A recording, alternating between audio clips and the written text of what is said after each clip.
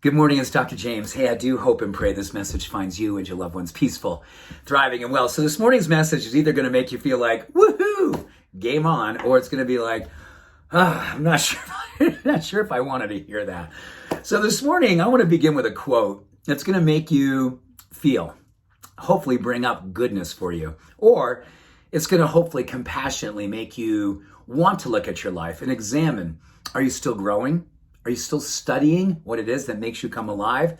Are you still fully participating in your growth mindset and evolving as a human being so you can feel fully awakened each and every day to the next evolution of who it is that you want to be, who it is who you already are?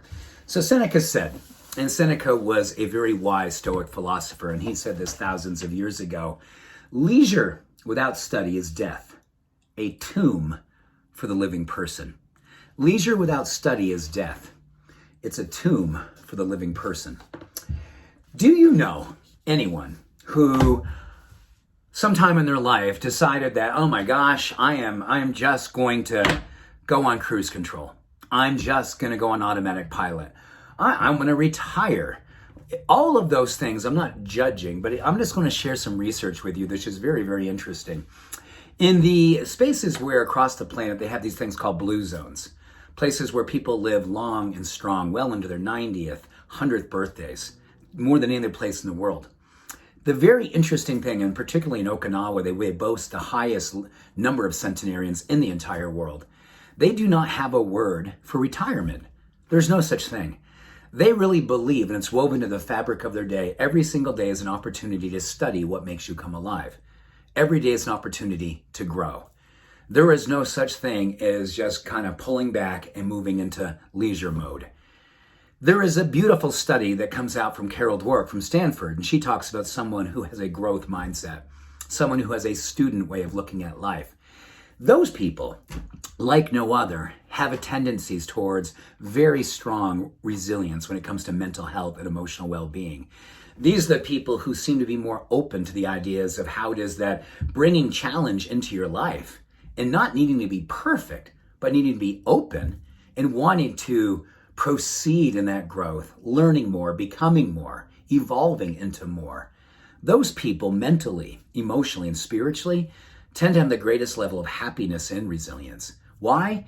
Because it wires the brain to be more comfortable outside of what is known. In our known spaces where we've become proficient at certain ways of living, we've kind of woven in these certain habits, and they work for us.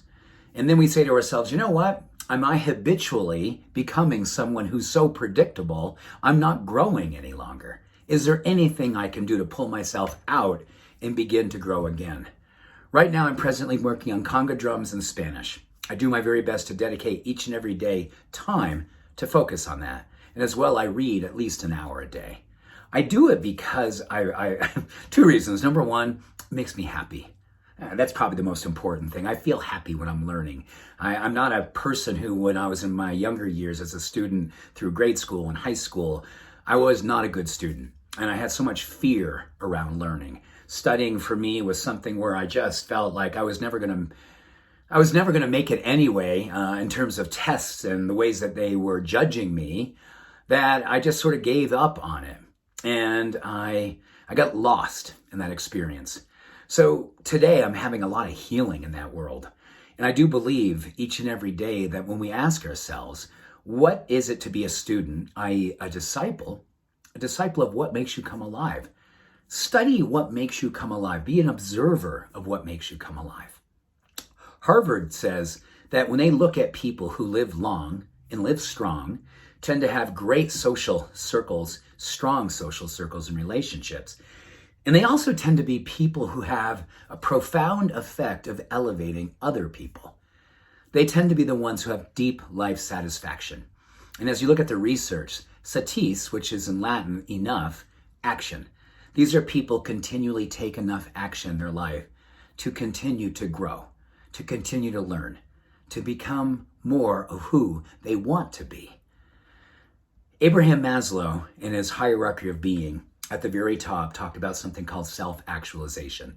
He also said it's not something we arrive at and we stay there. We continually strive to be there and experience it through growth. And we get a chance to experience all kinds of different ways through different growth experiences. And he also says it's the highest of human achievement. So today, ask yourself, if you were going to be a student of what makes you come alive, what would you do today to begin that study process? What would you do today to get outside of what is known and move into those spaces of grace of the unknown to grow again, to become more beautiful, more awake, more enlightened, more love? It's a beautiful opportunity to grow today and every day thereafter. So with the end, much love, all blessings. Have an awesome day. Bye for now.